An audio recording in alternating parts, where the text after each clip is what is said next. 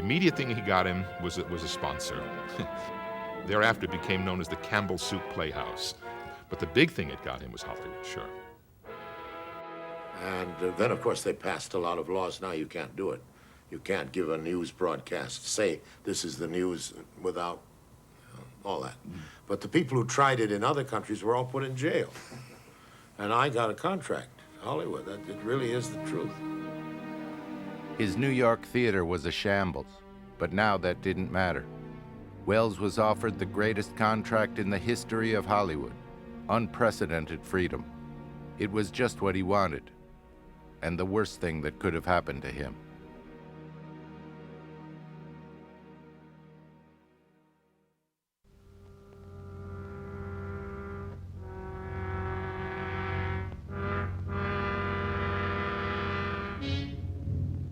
What are you doing?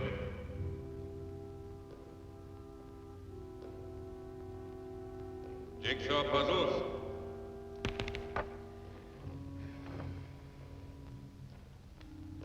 Charlie, what time is it? 11:30. New York?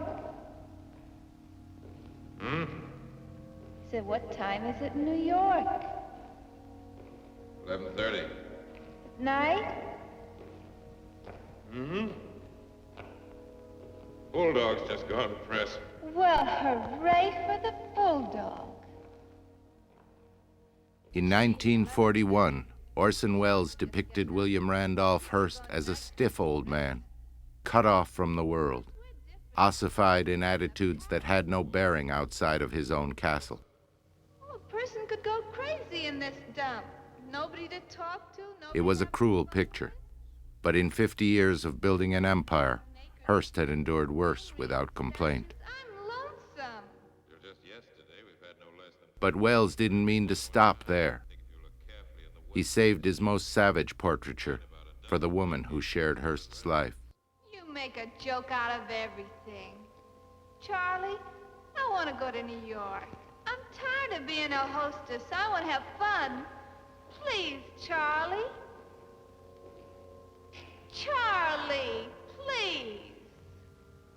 Our home is here, Susan.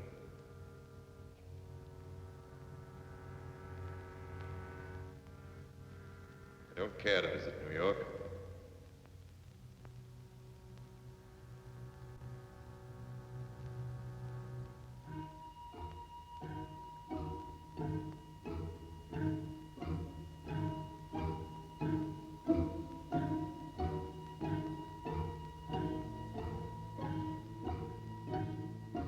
This was the real Marion Davies.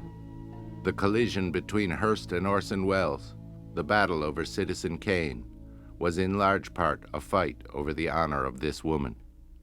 For when the real William Randolph Hearst fell in love, he did it to scale. Mountains would move. Palaces would be built. The nation as a whole was going to love this woman.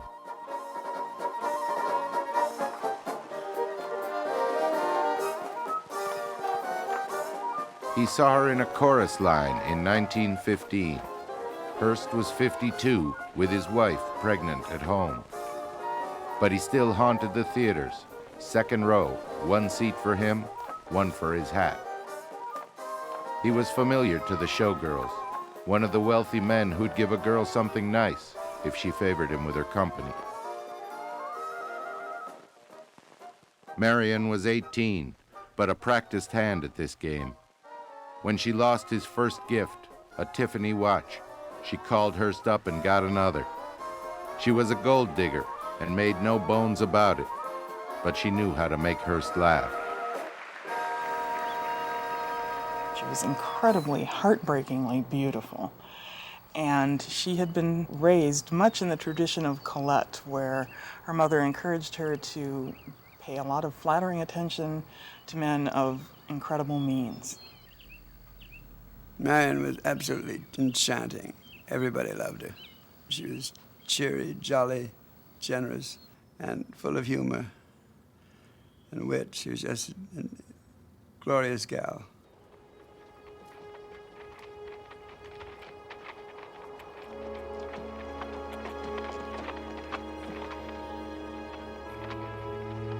When Hearst finally realized he was never going to be president, there was this consolation. He was now free to live as he chose. Hearst meant to move to California, to the ranch he'd known as a boy, without giving up his wife, his children, or any piece of his business empire. He was going to add a new life of impossible scale. He would turn San Simeon into a palace.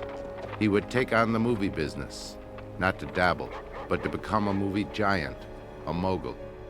And he would live openly with a showgirl, 35 years his junior. But she wasn't going to stay a showgirl. The first film that he produced for Marion Davies was his favorite historical romantic epic. And in order to premiere the film, he goes to the theater and completely remodels the theater and even surrounds the entire movie screen with hundreds of thousands of pink roses and fans that are strategically placed to waft the scent of roses across the audience.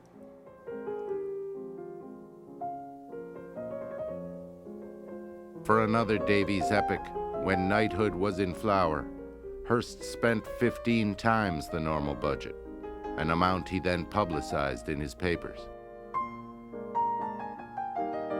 It's well known how much he used his papers to feature her. This overwhelming diet of Marion Davies every day in Hearst papers really almost became kind of a joke. Literally, he was shoving her down the public's throat. The trouble was that Hearst liked her to be kind of genteel and use her and kind of liked to see her in costume pictures. And that wasn't what she was like. She was actually quite mischievous and had a great sense of humor and really is charming. It's just the stuff that Hearst didn't like to see her do. She was beautiful, but she had the ability to be comic. And I think that without Hearst fettering her, she could have gone on and had a great comedic career. And that just didn't happen. In Hollywood, they said she'd be nothing without Hearst. Marion was the sort who'd say so herself. She never complained about his 12-page telegrams dictating every scene in her films, as she never complained publicly when Hearst's wife would appear in California and Marion had to move out of the ranch. She had her own way of making her points to Hearst, or Pops as she called him.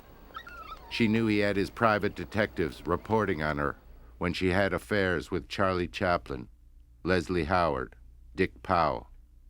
Well, Marion would say, that should give him something to think about.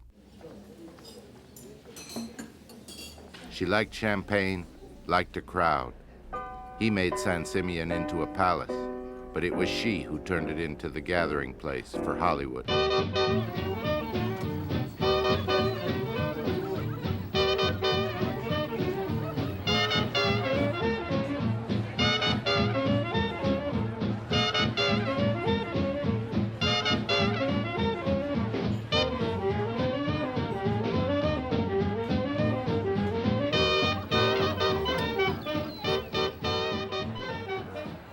They went there for parties, he and my mother.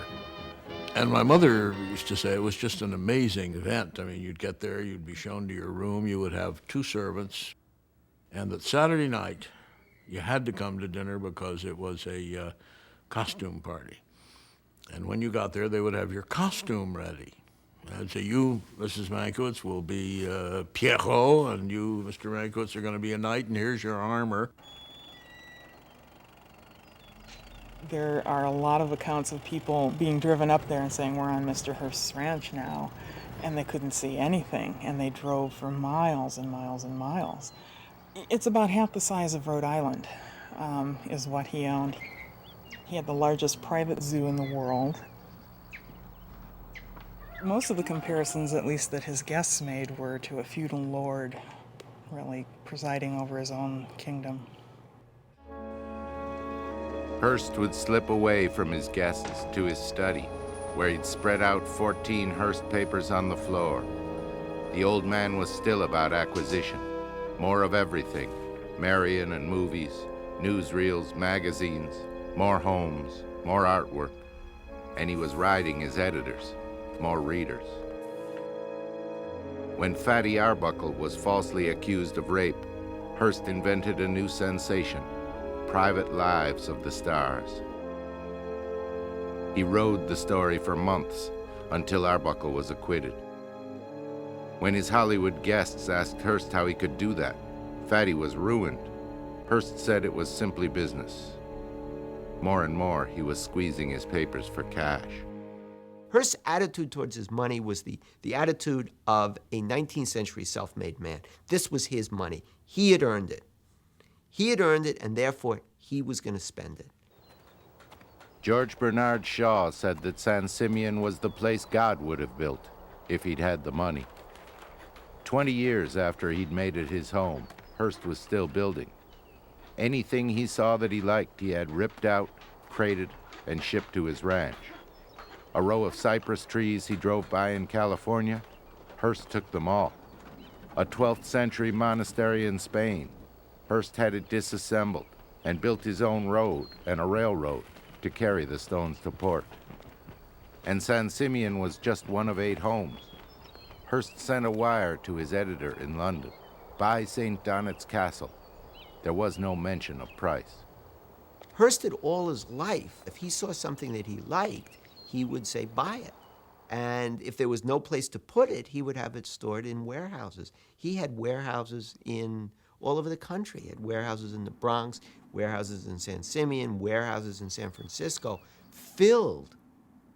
At his peak, Hearst was said to account for 25% of the world's art market, until the stock market crashed and people told him to slow down. Of course, he wouldn't.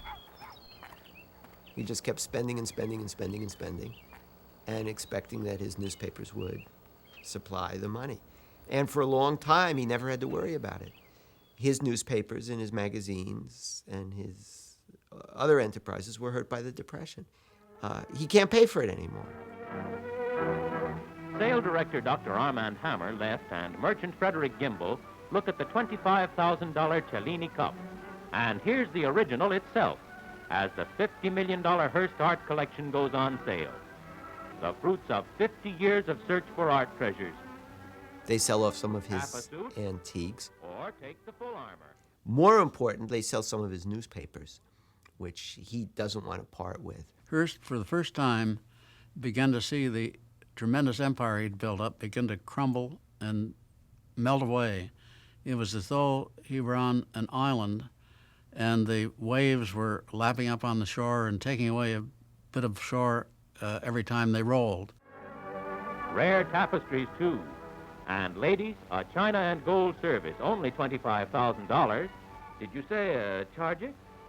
Ah, to dream of the grandeur of centuries. Oh, this is an enormous setback. The man is 75 years old.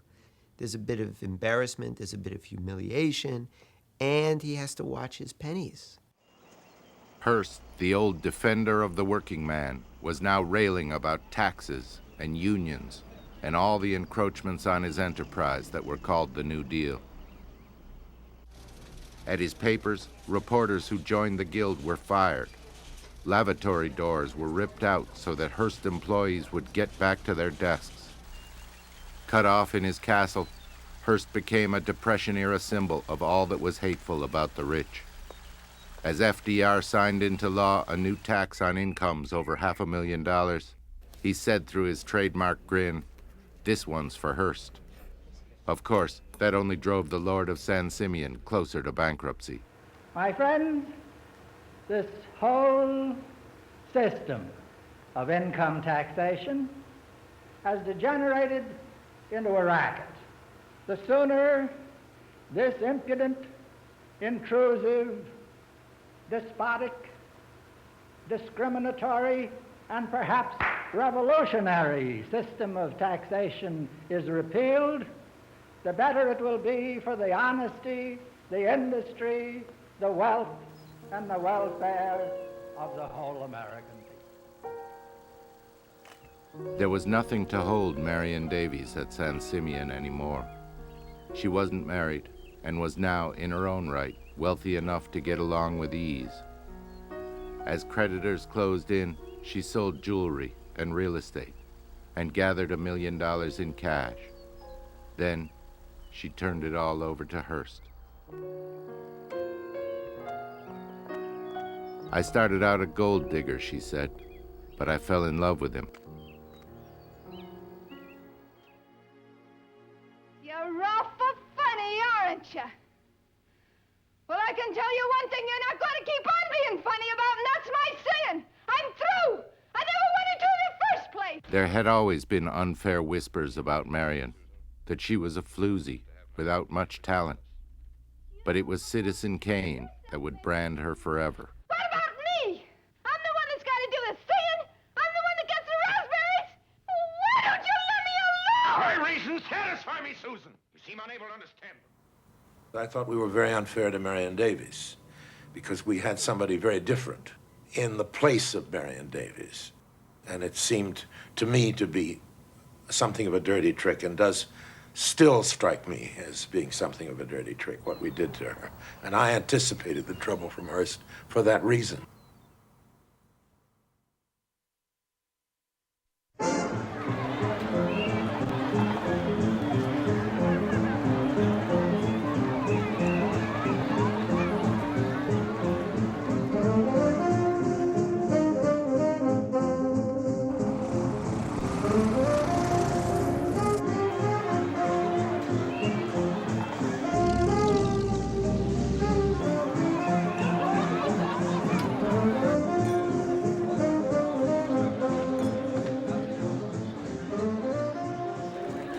Welles was always interested in bigger and better things, and having conquered radio, having conquered theater, the next logical step in his evolution was Hollywood, where he arrived as the biggest thing in town. He arrived at the height of his importance. Complete script control, director control, producer control, cast control, everything. And no questions asked. And this was unheard of. The contract was one that people in Hollywood, would kill to have. And they gave it to a 25-year-old radio actor, theater producer, as far as they were concerned.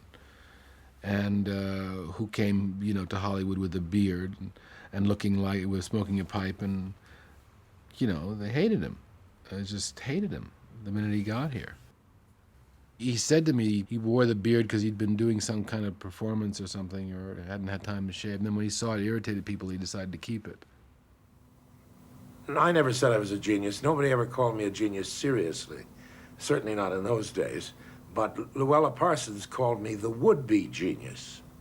And she called me that. She was a Hearst columnist. They were always saying, well, what's the boy genius going to do? Oh, we understand that he's not going to get the budget he wants, or he doesn't know what he's doing. All kinds of gossipy, little pieces of gossip about the fact that we were a bunch of amateurs from New York.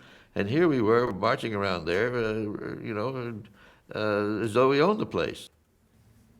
As his clippings piled up, so did the pressure. Welles' contract demanded 2 films, but Welles demanded that they be revolutionary. He announced he would bring to the screen Joseph Conrad's Heart of Darkness, but with the camera in the place of the central character. Very highbrow. Orson and Houseman wanted me to come out and be in this picture, The Heart of Darkness, for $500 a week, and it would be 6 weeks. Well, there was this first reading. We weren't called back to read anymore. We stayed there 6 weeks. We were paid regularly. I played a lot of tennis. And finally, after 6 weeks, RKO said to Orson they didn't want to make the picture. Halfway through his contract, Welles announced his second project, Smiler with a Knife, a British thriller. But this time the news was greeted with less fanfare and more doubt. They're laying bets over on the RKO lot, the Hollywood Reporter insisted, that the Welles deal will end without Orson ever doing a picture. Faced with failure, Welles reacted with a characteristic round of parties. He was always posing One time I remember he left a $100 bill for a Coca-Cola. They brought a Coca-Cola to him and left a $100 bill for the waiter. I was there. I'm not telling any stories. And I tell you, I was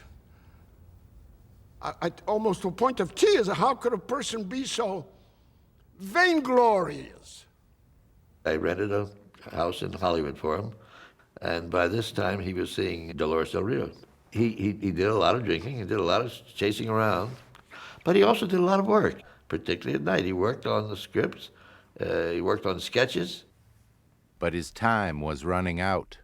When RKO refused to pay his idol actors anymore, Welles, Houseman, and their staff held a crisis meeting at Chazen's restaurant. Welles lashed out at everyone. It was all their fault. When Houseman protested, Welles picked up a flaming can of Sterno and threw it at his face. In Chasen's restaurant, second floor. I was there. He threw it at Jack. I think it hit a curtain, started a little bit of a fire. Somebody's holding Orson, somebody's holding Jack. And it was a melee. It was hard to be friends with Welles in times of pressure. One of the few who managed was an old screenwriter named Herman Mankiewicz, a gambler and a drinker who had as much contempt for the industry as Welles did. The difference was Mank knew Hollywood from the inside. He'd even been a guest at San Simeon. Marion liked Mank because he was funny and they drank together. But however drunk he got, Mankiewicz never forgot what he saw. You know, my father was basically, I think, a reporter. I think that was how he looked at life, sort of how would this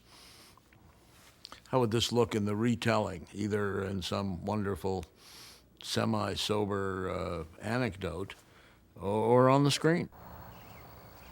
I think he was probably writing a book or a movie about Hearst for maybe 20 years in his head.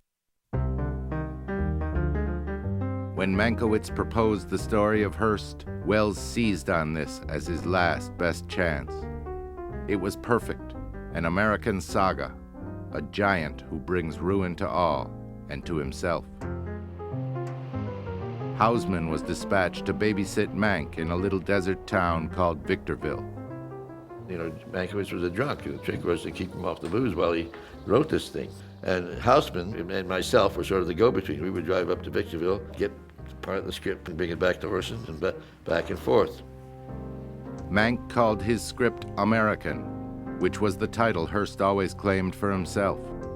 But as Houseman remembered, we were also creating a vehicle suited to a man who, at 24, was only slightly less fabulous than the hero he would be portraying. And the deeper we penetrated into the heart of Charles Foster Kane, the closer we seemed to come to the identity of Orson Welles. As Welles got the pages from Victorville, he attacked the script with all of his craft, and with all of his life to that point. The boy's loss of his mother, that never happened to Hearst. It happened to Welles. He visualized himself as that character. See, once he could see himself playing that character, I mean, that was it, you know. I think they thought that they could get away with it. I don't think they really realized how touchy the old man was, and that this was Hollywood, and it would be hell to pay. They knew enough to run it by the lawyers. From that point of view, they weren't at risk. Anyway, if Hearst sued, that would be great. The film would be news everywhere. They'd write in some lines about Marion's drinking and those horrid puzzles. No one in Hollywood could miss the joke. They'd even put in Rosebud, the secret word which, they claimed, was Hearst's pet name for Marion's private parts. They'd drive the old man crazy, turn the town on its ear. Got called in on a Monday morning by Jim Wilkinson, the head of the editing department, my boss, and saying, listen, you know, this fellow Orson Welles has come to the studio. I said, yeah, I know, I haven't seen him. He said, well, he's pulled a fast one on the studio. I said, what do you mean? He said, well, he's got this new picture, and he asked them for an okay to make 3 what he called tests for this picture. And they gave him the okay, and he shot the tests, so-called tests, and he said they've looked at the scenes and realized they're scenes for the picture. They're not just tests, so they've given him the green light to go ahead and make the picture.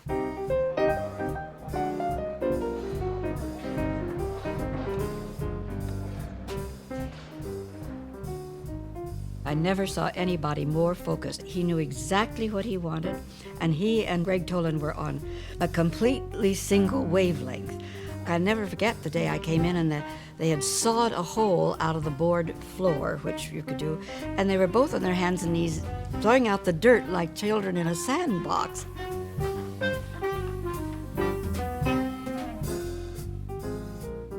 He was totally absorbed in himself and the picture and what he was doing. But you couldn't look at those rushes coming in every day, those films shot the day before, without realizing you were getting something quite extraordinary. The photography and the angles and the shooting. It was marvelous. It was just marvelous. Here he was at RKO with his carte blanche deal, and he would not let the executives of that studio come anywhere near the set. They came in, and Orson said, "Who's got a baseball? Let's play some catch." So everybody started playing catch. But of course, it drove the brass absolutely loony. With his soundstage closed, with control over everything on his set, Welles thought at last he had his project in hand. Nothing stopped him.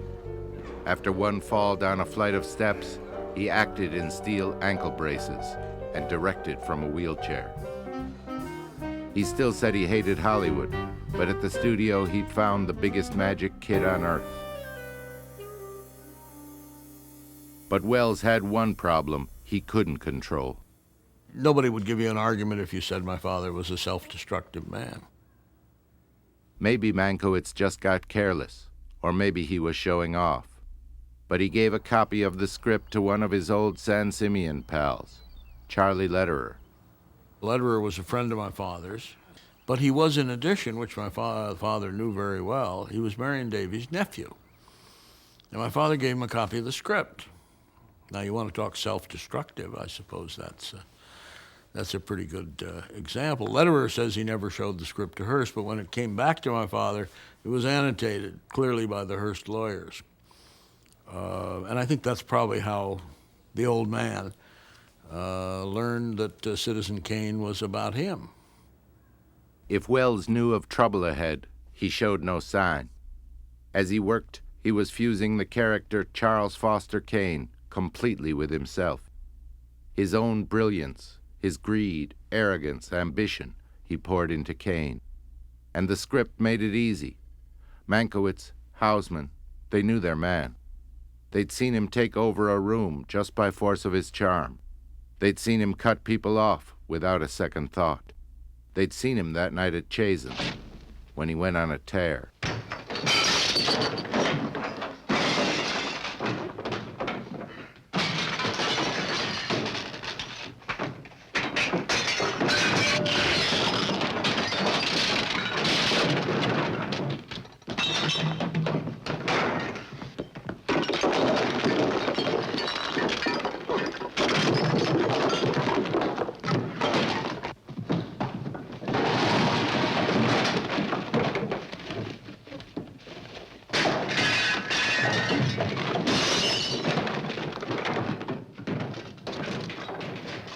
One of his greatest acting performances was when he didn't say a bloody word.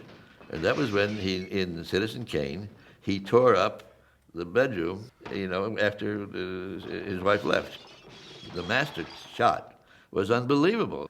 And as he staggered off the set after doing this thing, and he walked by me, I heard him say, "So help me God, I really felt it. By God, I really felt it," see.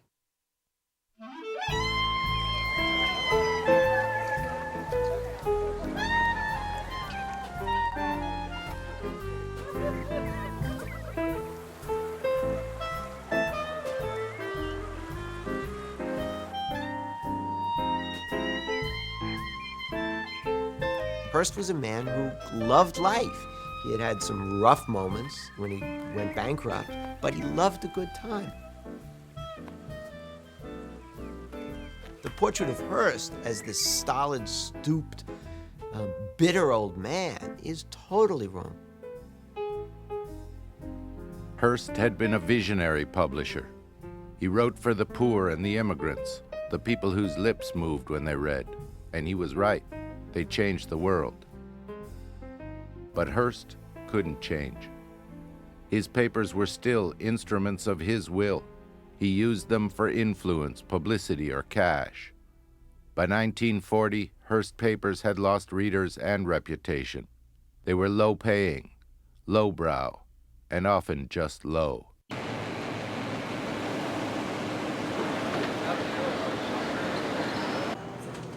When I was reading copy on the old Herald Examiner, one night I had a crime story that was going to be featured in a 96-point headline on page 1. And in those days, we had a big book, looked like a Bible, and you could go through and check addresses. And when I found the address that was in the story, that address was a vacant lot. So I hollered over at the rewrite desk. I had John Guyan. I said, "You got the wrong address in this story. This is a vacant lot." The copy chief that night was a guy named Vic Barnes, and he says, "Sit down, Vern." He says, "The whole story's a fake." Instead of making it with his energy and the joy that he put into it, they were trying to make it with the gossip, with the divorce stories, and they just were not making it. You know, they lost in Chicago, they lost in Houston, they lost in Detroit, they lost everywhere. To hold on to readers, the Hearst papers now peddled tidbits of movie world gossip and glamour. For a man who'd wanted the White House, it seemed a shabby end. But ironically, that's how he held on to power in Hollywood. Well, folks, here they come. Hollywood moves to Illinois to help celebrate the homecoming of the First Lady of Movieland, Dixon's own Luella Parsons.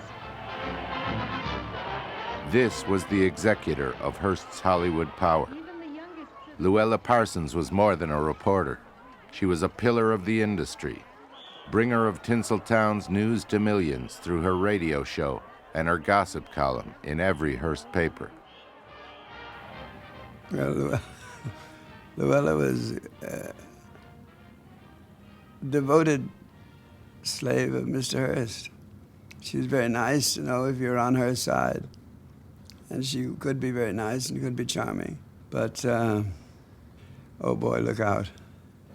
Luella was feared by everyone in Hollywood. But her number one enemy was her younger and smarter rival, Hedda Hopper. It was Hedda who saw a tiny notice in the Hollywood Reporter, a screening of the unfinished Citizen Kane, January 3rd, 1941. When the film ended, Hedda rushed the news directly to San Simeon, and that sent Luella Parsons into a frenzy. Luella called and demanded that she see the film that afternoon. And when the lights came up, she was purple and her wattles were wobbling like a turkey gobbler. She stormed out and said, you know, you're going to hear from Hearst and our lawyers and this and that and the other. You know, she was frantic, very, very distressed, and took off. Within days, the word was out that Hearst was absolutely furious about this film and wanted it destroyed, period.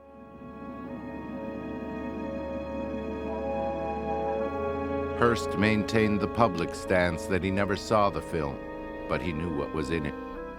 Charlie Lederer said it was the portrayal of Marion as pitiful drunk. That Hearst would not abide. Whatever the reason, Luella Parsons took 3 weeks off from reporting her column, weeks she devoted to killing Citizen Kane. She called the office of RKO Chief George Schaefer and threatened one of the most beautiful lawsuits in history. Another RKO man quoted her thus, "Mr. Hearst told me to tell you, if you boys want private lives, he'll give you private lives." Hearst threatened the industry in every way he could think of. He recalled scandals, drunkenness, miscegenation, crimes of various kinds that he had at the request of the studios suppressed in his newspapers, and which remained, I assume, in type somewhere. He reminded them that the country that read his newspapers might not look kindly on the high percentage of Jews in the industry. Hearst's sources warned through the Hollywood Reporter that their papers would crusade against all the major studios for giving employment to refugees and immigrants instead of handing those jobs to Americans. I think what he was saying was, you Hollywood people who crave respectability do not want the country to think about and talk about and dwell upon the fact that you're all Jews, and that many of your key executives and directors and writers are now refugees from Germany. And he was right, they didn't want that. So they pulled the movie. Louis B. Mayer assembled his fellow studio chiefs, and in their name he offered $800,000 to buy the negative for the express purpose of burning it. RKO begged for a meeting with Hearst and nervously postponed the premiere. Meanwhile, the real owners of the studios, the money men who held the stock, gathered in New York. I got a call from my boss one Monday morning saying, listen, there's a great urgency that you go to New York with this print of Kane because they need it back in New York very, very urgently. He was going to plane and go. I was told I was to take the print of the picture to the music hall where they had a projection theater there. Now these were the chairman of the boards, head men of all the major studios, and their lawyers. The purpose of it was to see, after looking at the picture, whether the companies would say to RKO, in the interest of our film industry, put this film on the shelf, don't release it. That was the first time I realized the film was really in danger. Orson was there. Orson knew what was up. It wasn't that he was there just by accident. He knew that this was a very crucial point in the film's history. And he spoke to him for a few minutes before we started. And I always have to laugh to myself thinking that I was the only person from Hollywood that saw Orson give one of his greatest performances. With a stirring oration about the tyranny loose in the world and the value of free speech in the U.S., Welles won out in the New York meeting. The last thing these men of business needed was a public fight over the Bill of Rights. Citizen Kane would be released, and now it was a real Orson Welles project. The film was a cause célèbre. None of us were really concerned. We really didn't know what was in store. We went to a screening at Radio City in one of those private rooms. There were more celebrities than I've ever seen in my life. We all felt it was the greatest picture we'd ever seen. Welles meant to ride this wave like every other, straight on to the front page.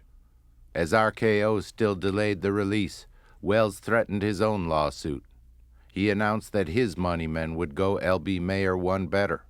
They'd buy Kane for $1 million and show it themselves. Kane's delay gave him time for a new play on Broadway and a radio series. His ratings were soaring. And meanwhile, he planned another picture, no less than The Life of Christ, Welles in the title role. When the theater chains started turning down Kane, Welles fired off a message to RKO. Show it intense. It'll make millions. The film your theater won't let you see. That was Orson. That was a good example of Orson's personality. He liked to be challenged with impossible odds. He pushed it a bit far on that one, and he got burned quite a lot.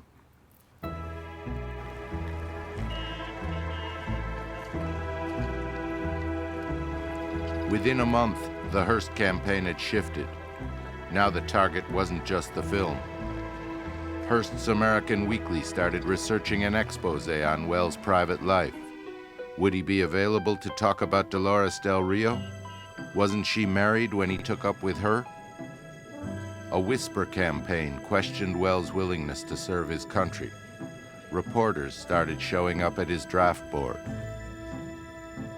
There's no secret to how you attack somebody. You call them a dirty son of a bitch, and if you can't use the word son of a bitch, you put it in something else in the paper, and you don't have any sidelines. I mean, you run out of bounds at all times. You always suggest sodomy. Always. That's important.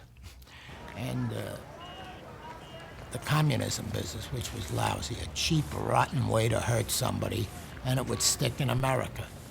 By pointing a finger and calling them a communist. That could stick. When Welles opened his Broadway play, Native Son, the review in Hearst's Journal American called it propaganda that seems nearer to Moscow than to Harlem. That week, the FBI opened a file on Welles. This story happened in a small town near the Mexican border.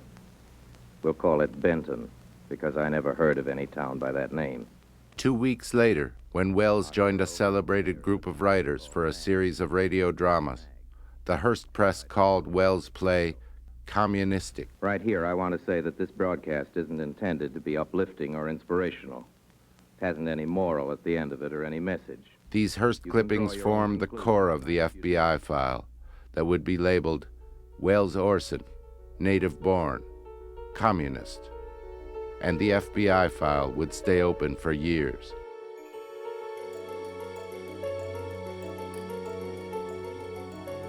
The FBI gave me a questionnaire and asked a question of me. Weeks later, they called me back and said, now look, you held out on us. What do you mean you held out on us? Well, we know that you and Orson had a house in Hollywood, and you lived together there. Are you both homosexuals? So I said, absolutely not. Why did you rent it for Orson? Well, because he had a lady that he used to take there. Who was the lady? I said, well, I'd rather not say, well, you better tell us. I said, it's Dolores Del Rio.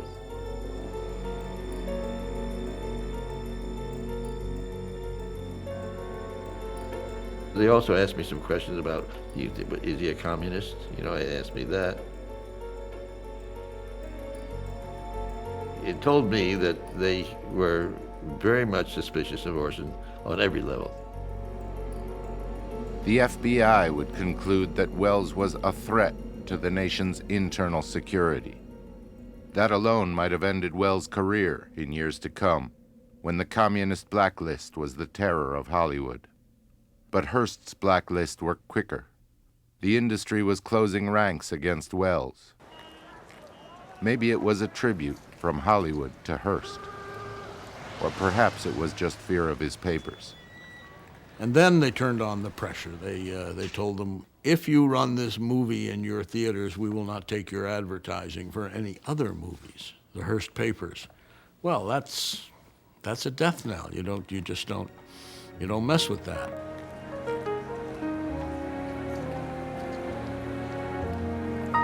They couldn't get theaters. Some of them would book it and then not play it.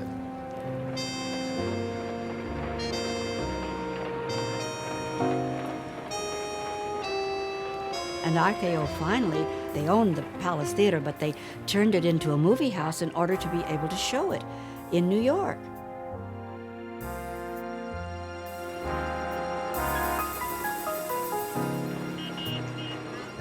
No Hearst newspaper ever published a review. No Hearst newspaper ever published an ad.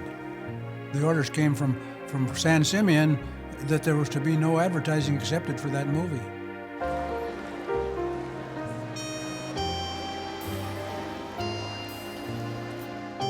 On behalf of the New York Film Critics, we're very happy to present to you these awards. For Orson Welles' production of Citizen Kane as the best picture of 1941.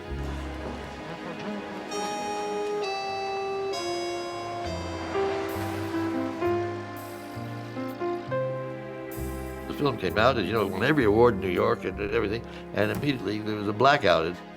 They really wanted to destroy it and destroy him. Hollywood honors its own at the Motion Picture Academy Award dinner. There are glamorous Rosalind Russell and Cary Grant. Orson Welles had one last shot at vindication, the Academy Awards for 1941. Now the presentations they're all waiting for. Ginger Rogers makes the presentation for Best Actress of 1941. The winner, Joan Fontaine. Citizen Kane had 9 nominations, and Welles personally was nominated for 4. Best Picture, Best Director, Best Actor, and with Mankiewicz, Best Screenplay. I went to the Academy Awards in '41 because I was one of the 9 nominations that the picture got. And I'll never forget that evening because first time that Kane was mentioned as one of the nominees for whatever it was, I can't remember what category now, there were a certain number of very noticeable boos from the audience. And then other people there shushed him down.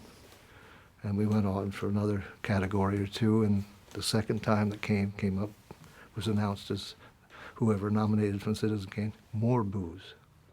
The voters of the Academy would grant Citizen Kane only one award, for the screenplay.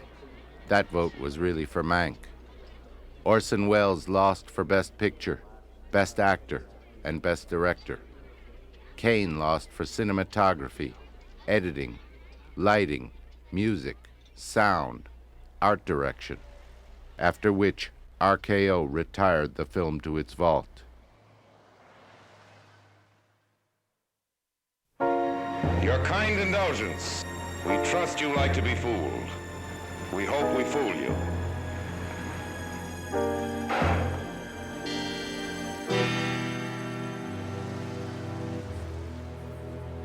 Orson Welles' greatest magic act had always been his own career. That was his longest piece of stagecraft and the most melodramatic. He may never have learned tricks from Houdini, but he knew what the great illusionist knew. You don't get the gasp from the audience without putting yourself in ever greater danger.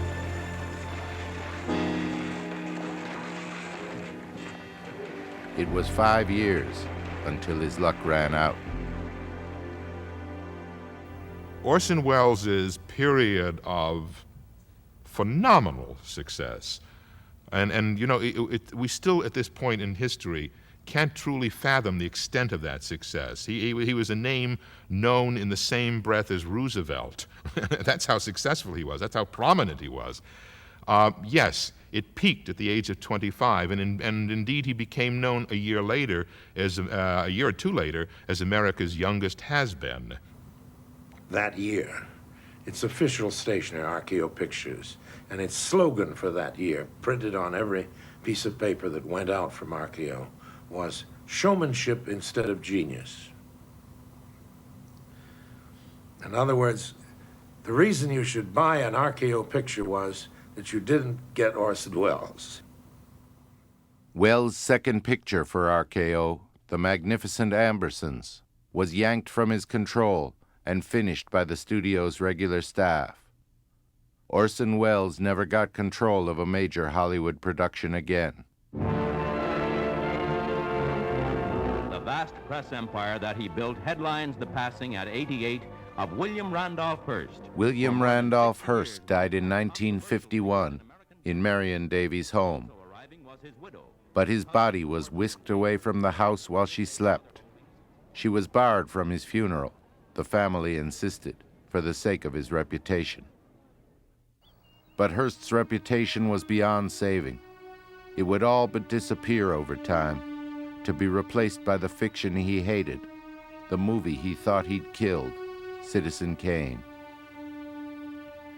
There's a sense in which Welles, the 24-year-old who comes to town and does battle with the 76-year-old Hearst, that Welles, the 24-year-old, wins, because it's the images that he presents us with that have lasted longer than the achievements of Hearst, the real man. In fact, there is only one winner in the story of Citizen Kane, and that's the film, which couldn't be killed. It didn't come back into public consciousness until about the mid-50s. Then it began to appear on international lists of the greatest films ever made. I think that started in about the early 60s. It's not like any movie made at that time. It was very much ahead of its time. In fact, you could say it was, 40 years ahead of its time.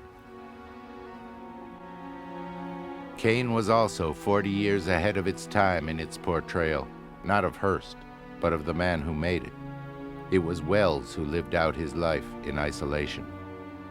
Well, I've thought often afterwards, only in recent years, when I saw the film again 2 or 3 years ago when they had the 50th anniversary, and I suddenly thought to myself, well, Orson was doing an autobiographical film and didn't realize it, because it's rather much the same, You start here and you have a big rise and tremendous prominence and fame and success and whatnot, and then tail off and tail off and tail off. And at least the arc of the two lives were very much the same. In latter years, Welles was a vagabond, trying to patch together his low-budget films. He begged or borrowed from everyone he knew, including $250,000 from an old pal, Charlie Lederer, Marion Davies' nephew. The money came from her estate. Welles never paid it back. He'd do bit parts for money, ads for airlines or Paul Masson wine, between fits of temper at the journeyman filmmakers or junior execs who were now directing him. Sometimes he was so overweight he had to be ferried about in a wheelchair. He hated the fat man jokes. He hated it worse when people asked him, what had he done with himself after Kane? Orson used to tell the story that Billy Rose, the entrepreneur, saw Citizen Kane, and when he saw Orson afterwards said, "Quit, kid. You'll never top it. Quit while you're ahead." And Orson said, maybe he was right. I think I made essentially a mistake in staying in movies because it's the mistake I can't regret because it's like saying I shouldn't have stayed married to that woman, but I did because I love her. I would have been more successful if I'd left movies immediately. Stayed in the theater, gone into politics, written anything. I've wasted the greater part of my life looking for money and trying to get along, trying to make my work from this terribly expensive paint box, which is a movie. And I've spent too much energy on things that have nothing to do with making a movie. It's about 2% movie making and 98% hustling. It's no way to spend a life.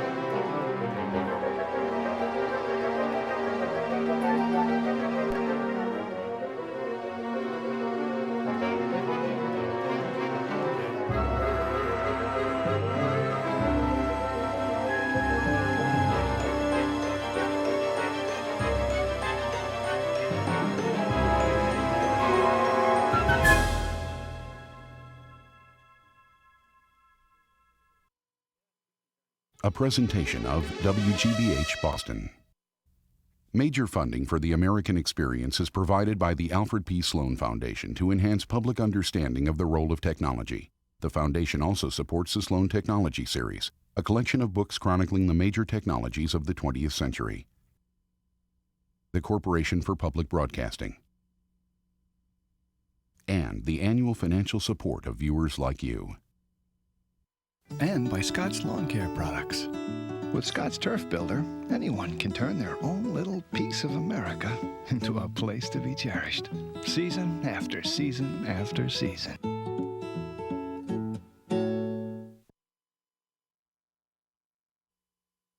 The program you have just seen is available on home video cassette for $29.95 plus shipping and handling. To order, call 1-800-255-9424.